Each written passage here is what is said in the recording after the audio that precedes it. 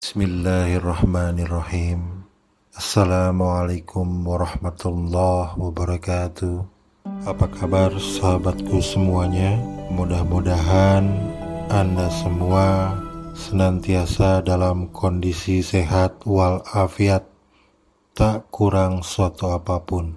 Berjumpa kembali dengan saya Herianto Chandra dalam video saya kali ini, mengasah kekuatan mindfulness untuk tidur yang lebih baik.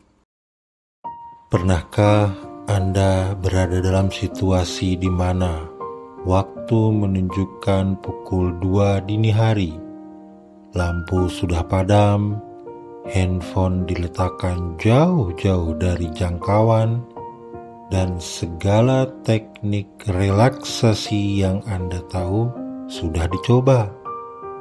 Tapi mata tetap menatap langit-langit kamar dengan gelisah.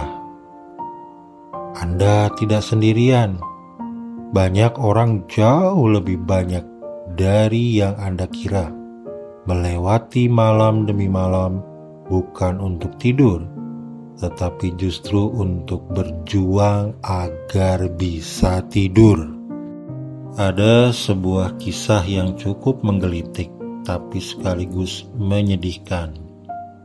Seorang teman pernah bercerita, dia mencoba menghitung domba agar bisa tertidur, seperti saran klasik dari berbagai film dan buku.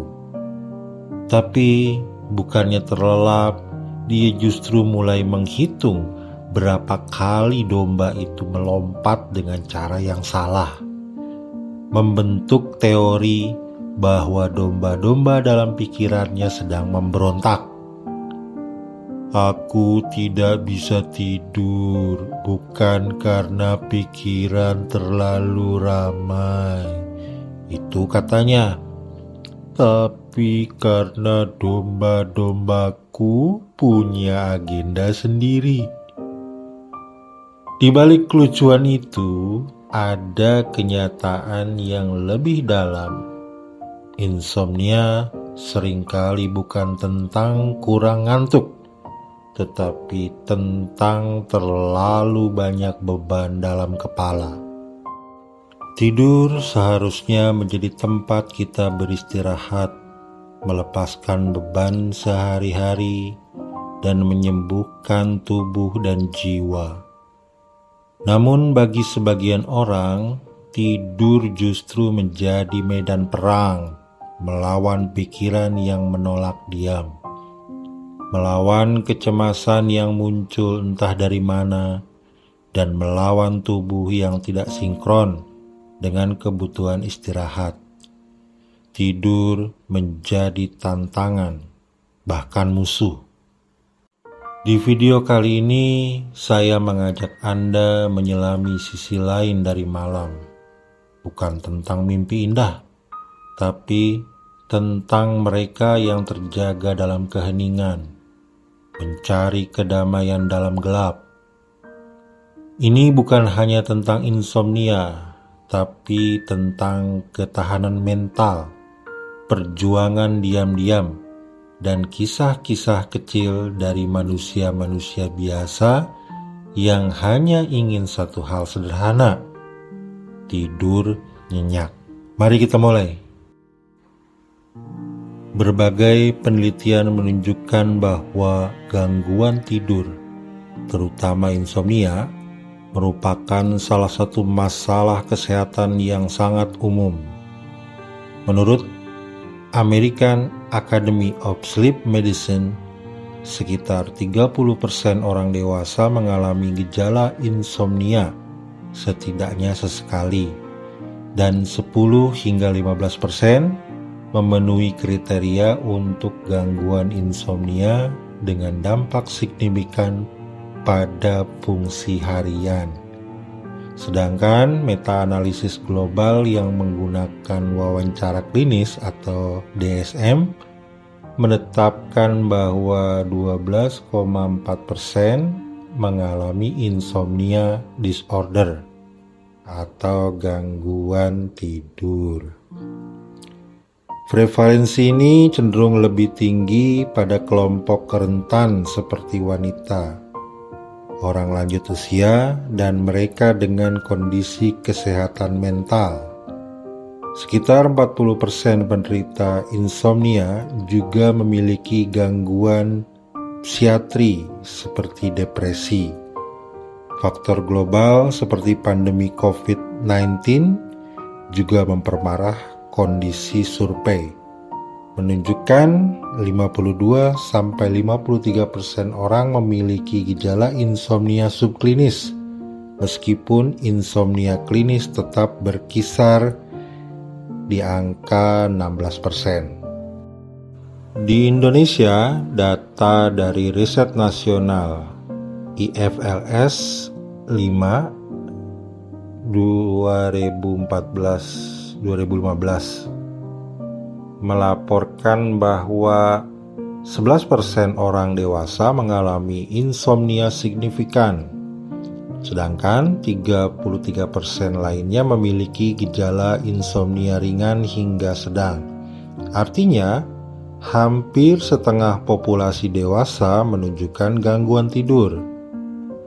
Dengan demikian, hampir sepertiga orang dewasa mengalami masalah tidur rutin, dan sekitar 1 dari 10 hingga 12 orang mengalami insomnia kronis.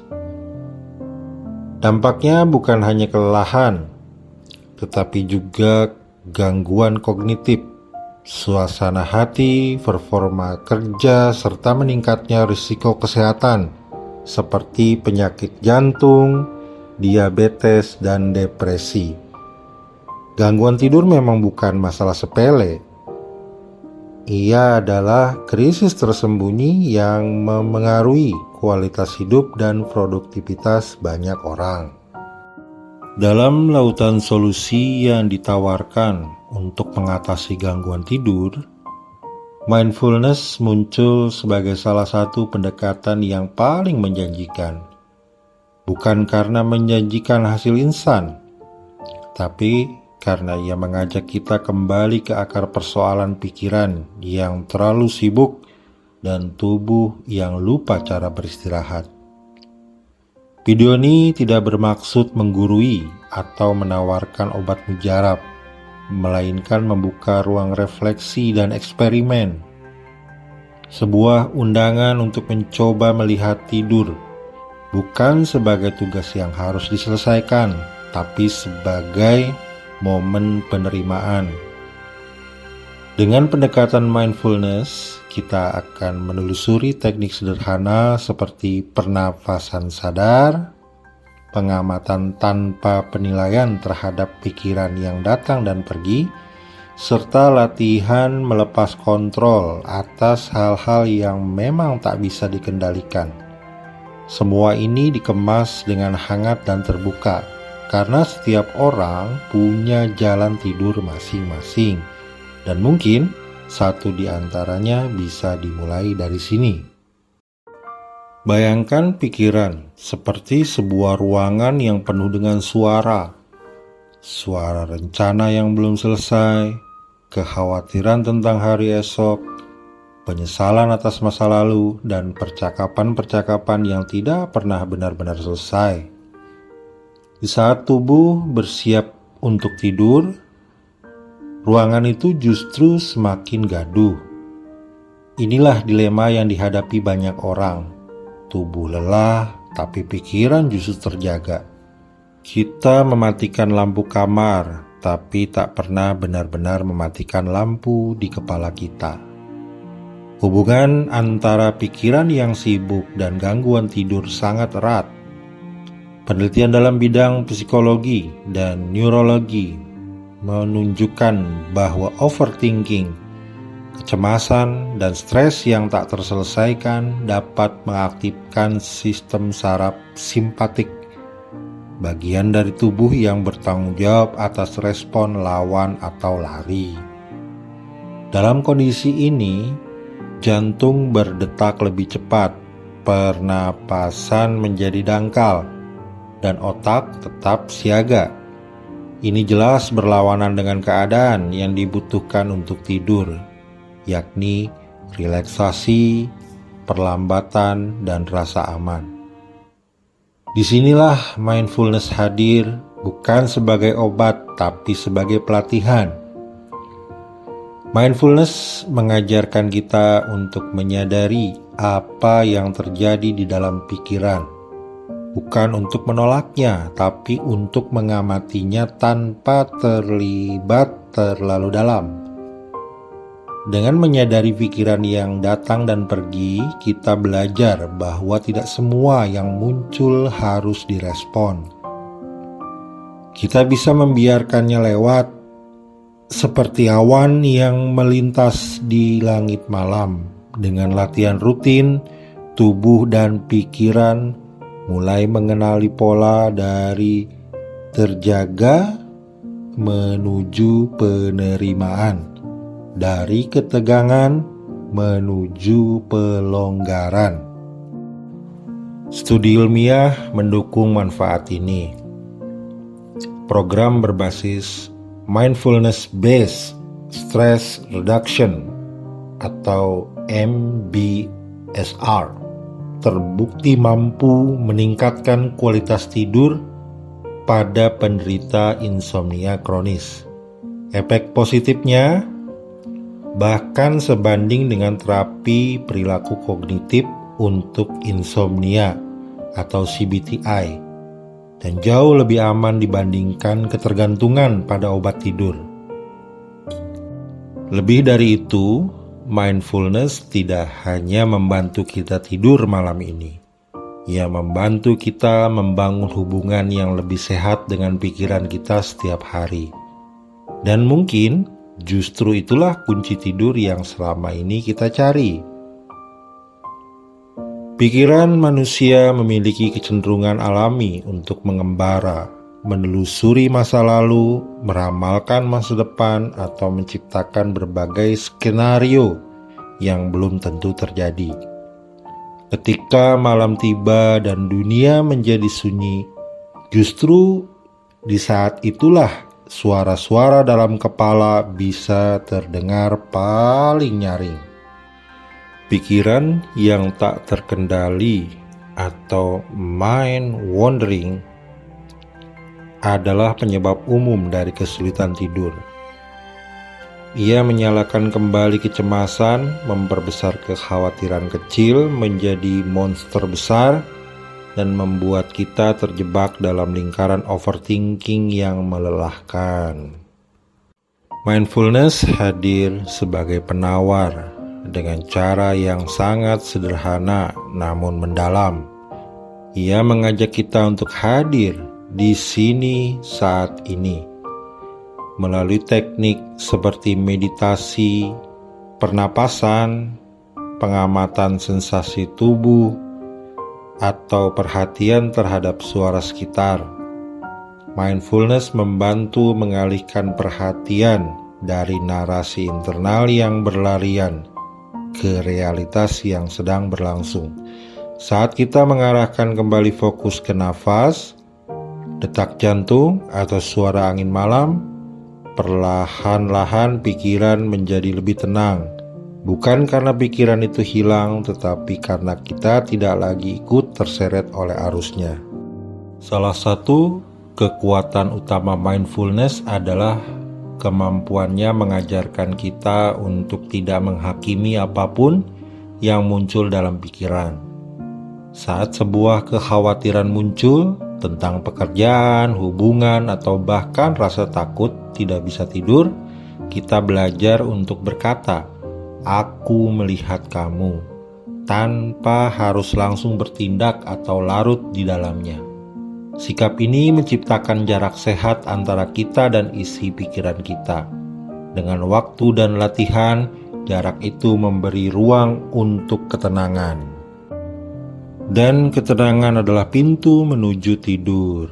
Ketika kita tidak lagi melawan pikiran, ketika kita bisa menerima kehadirannya tanpa tenggelam di dalamnya, maka tubuh pun mulai mengenali isyarat. Ini saatnya beristirahat. Dalam diam dan kesadaran penuh, kita kembali ke dasar, ke tempat yang aman, cukup, dan tidak perlu sempurna. Itulah kondisi paling alamiah untuk tidur, dan mindfulness bisa menjadi jembatan ke sana. Dalam dunia yang terus bergerak cepat dan penuh distraksi, mencari kedamaian sering terasa seperti sebuah kemewahan. Namun, tidur yang berkualitas justru membutuhkan kondisi paling mendasar dari kedamaian itu. Tubuh yang tenang, pikiran yang tidak bertempur, dan hati yang tidak terburu-buru. Mindfulness dalam bentuk yang paling sederhana adalah praktik untuk hadir sepenuhnya dalam momen sekarang tanpa terbawa penilaian, kekhawatiran, atau penyesalan. Dan dari kehadiran yang utuh inilah rasa damai mulai tumbuh. Ketika kita melatih mindfulness, kita memberi ruang bagi tubuh dan pikiran untuk berhenti sejenak. Berhenti dari perintah harus ini itu, dari tuntutan produktivitas dan dari suara batin yang terus mengkritik. Melalui latihan seperti body scan, meditasi napas, dan hanya sekedar menyadari gerakan tubuh saat berbaring, sistem saraf parasimpatik yang bertanggung jawab atas relaksasi dan pemulihan diaktifkan.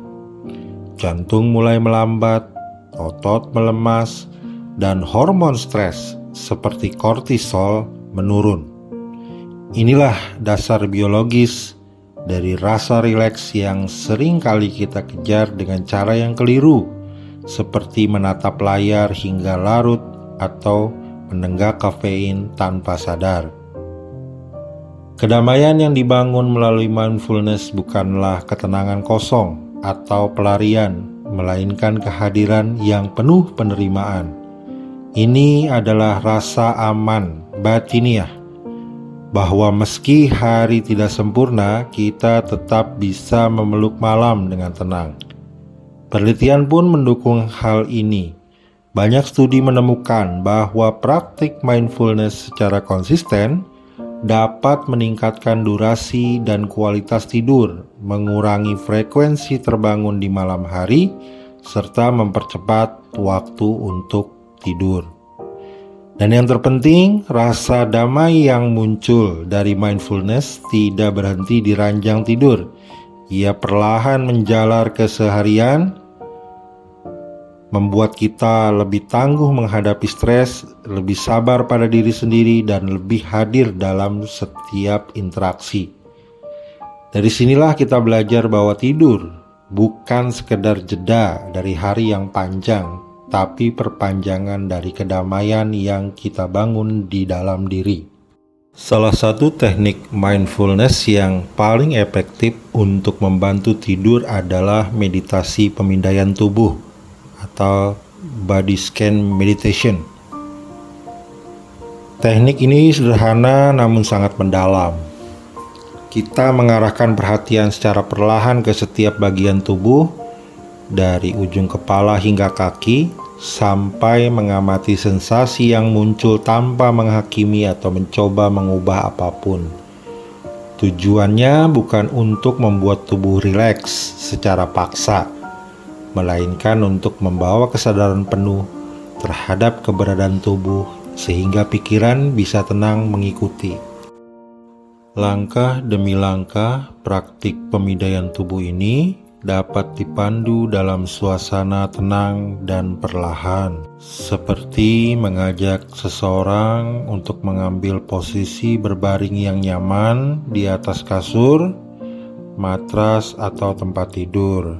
Latar suara ambien yang menenangkan seperti desir angin malam, denting lembut instrumen, atau ombak laut akan mengiringi. Terapis kemudian memandu klien atau pasien untuk memusatkan perhatian pada nafas, merasakan udara masuk dan keluar tanpa perlu mengaturnya.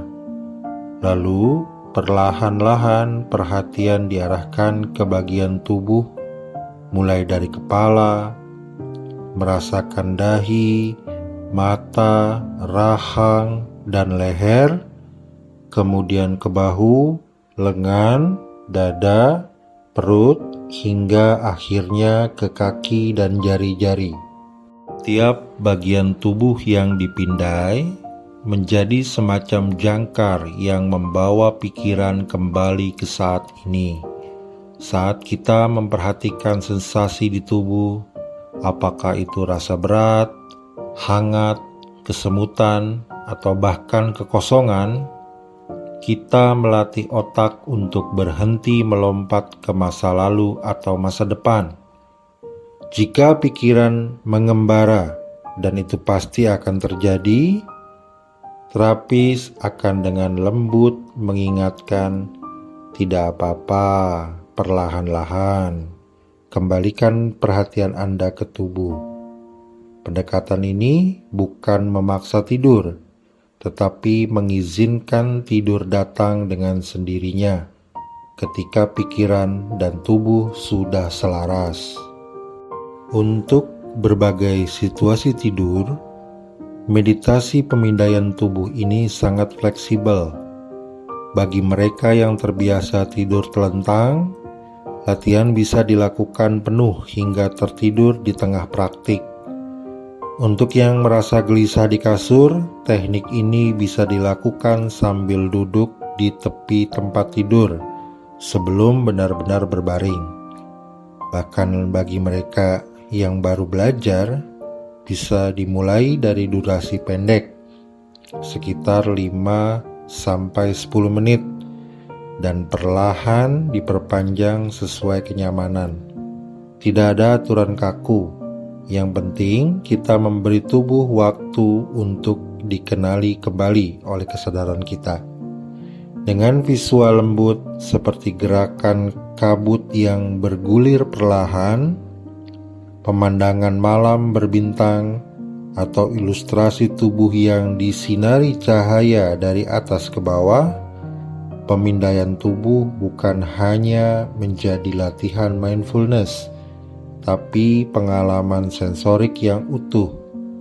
Ini adalah undangan untuk hadir secara utuh dalam diri, sebelum melepas kesadaran ke dalam tidur yang damai.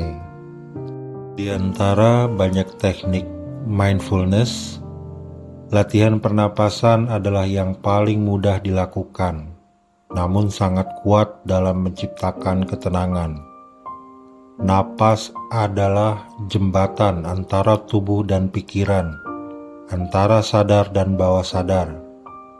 Kita mungkin tidak bisa mengendalikan detak jantung secara langsung, tetapi kita bisa mengatur nafas, dan lewat nafas kita bisa menenangkan tubuh dan pikiran. Dalam konteks tidur, latihan pernapasan menjadi alat alami untuk mematikan mode siaga tubuh dan mengaktifkan mode istirahat. Kita mungkin mengenal teknik pernapasan 4-7-8, di mana kita menghirup selama 4 hitungan, menahan napas selama 7 hitungan, dan mengembuskan perlahan selama 8 hitungan. Latihan ini tidak hanya membantu memperlambat laju napas, tetapi juga mengirim sinyal ke sistem syaraf parasimpatik, bagian dari sistem saraf otonom yang bertanggung jawab atas proses relaksasi dan pemulihan. Saat kita memperpanjang embusan nafas, tubuh mulai menurunkan detak jantung, tekanan darah menurun, dan otak pun memahami bahwa semua baik-baik saja. Ilmu di balik latihan ini cukup kokoh. Menurut penelitian dalam jurnal Frontier in Human Neuroscience dan Harvard Medical School, pernapasan lambat dan ritmis terbukti mampu menurunkan kadar hormon stres seperti kortisol dan meningkatkan variabilitas detak jantung atau HRV. Indikator penting dari kesehatan saraf dan relaksasi. Efek ini membuat latihan pernapasan sangat relevan bagi mereka yang kesulitan tidur akibat kecemasan, pikiran yang terlalu aktif, atau bahkan gangguan tidur kronis. Selain teknik 478, ada lagi kita kenal dengan box breathing, yakni 4 hitungan masuk, 4 tahan, 4 keluar, 4 tahan, yang cocok digunakan saat gelisah sebelum tidur, atau pernapasan diafragma, yaitu napas perut, yang bisa dilakukan sambil duduk santai menjelang malam. Bahkan hanya dengan mempraktikkan napas sadar, menyadari setiap tarikan dan embusan napas tanpa mengubahnya, dapat menurunkan aktivitas gelombang otak yang berlebihan dan membuka jalan menuju rasa kantuk alami. Latihan pernapasan bukan tentang berusaha keras untuk tertidur, melainkan menciptakan kondisi batin yang siap menerima tidur. Dengan panduan lembut, visual yang merelaksikan, dan suara latar alam yang lembut, Anda akan diajak merasakan sendiri bagaimana nafas bisa menjadi sahabat tidur yang setia, selalu tersedia kapanpun dibutuhkan. Membangun kualitas tidur yang lebih baik melalui mindfulness bukanlah solusi instan dan memang tidak dimaksudkan untuk menjadi demikian. Sama seperti tubuh membutuhkan waktu untuk membentuk kebiasaan sehat, pikiran pun butuh dilatih secara perlahan agar bisa tenang saat malam tiba. Oleh karena itu, kunci dari keberhasilan praktek ini terletak pada kesabaran dan konsistensi Anda. Tidak masalah jika pada awalnya pikiran tetap melayang kemana-mana atau tubuh masih merasa gelisah. Yang penting adalah komitmen untuk terus hadir, untuk terus mencoba. Seiring waktu, tubuh akan mulai mengenal sinyal relaksasi, dan tidur akan datang dengan lebih alami tanpa paksaan. Banyak orang telah merasakan sendiri transformasi ini. Salah satu kisah datang dari Rani, seorang pekerja kantoran yang selama bertahun-tahun bergantung pada obat tidur ringan. Setelah mengikuti lokakarya mindfulness selama 2 bulan, ia mulai mengganti obat dengan latihan pernapasan dan meditasi pemindaian tubuh sebelum tidur. Awalnya dia skeptis, tapi perlahan dia merasa lebih dekat dengan tubuhnya sendiri. Dia belajar bahwa tidur bukan tentang memaksa diam, tapi tentang mendengarkan. Kisah lain datang dari Dimas, seorang mahasiswa yang menghadapi tekanan akademik tinggi. Ia menemukan bahwa hanya dengan 5 menit meditasi nafas sebelum tidur, kecemasannya berkurang drastis dan ia tidak lagi terbangun setiap 2 jam. Bagi Anda yang tertarik mengeksplorasi lebih dalam, ada banyak sumber daya yang bisa membantu memperdalam praktek mindfulness untuk tidur. Aplikasi seperti Headspace, Calm, dan Insight Timer menyediakan panduan meditasi khusus untuk malam hari.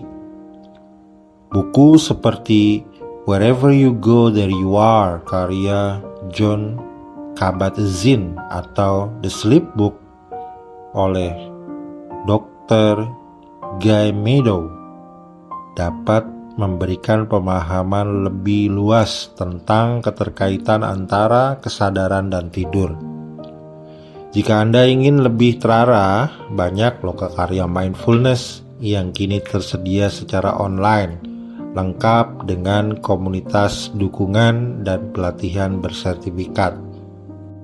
Mindfulness bukan sekedar teknik, ia adalah cara hidup yang lembut namun kuat, dan ketika kita membawanya ke dalam momen menjelang tidur, momen paling rentan dan personal dalam hari kita belajar bahwa istirahat bukanlah kelemahan, melainkan kebutuhan manusiawi yang paling dasar. Maka, izinkanlah Anda untuk hadir, bernapas, dan tidur satu malam demi satu malam. Kita berada di penghujung video ini. Terima kasih buat Anda semuanya yang telah bergabung dan menyaksikan video ini hingga tuntas.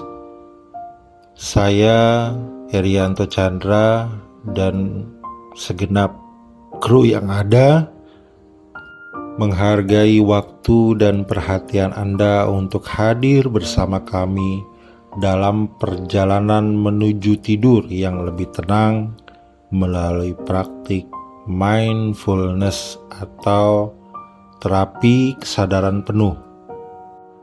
Semoga panduan dan teknik yang kami bagikan bisa menjadi teman malam yang menyenangkan, membuka ruang bagi tubuh untuk beristirahat dan pikiran untuk melepaskan. Jika Anda memiliki pengalaman pribadi, pertanyaan atau sekedar ingin berbagi bagaimana perjalanan tidur Anda selama ini, silakan tinggalkan komentar di bawah. Kami akan sangat senang membaca dan meresponnya. Untuk Anda yang telah menekan tombol like, subscribe, dan mengaktifkan tanda notifikasi, kami ucapkan banyak terima kasih yang sebesar-besarnya.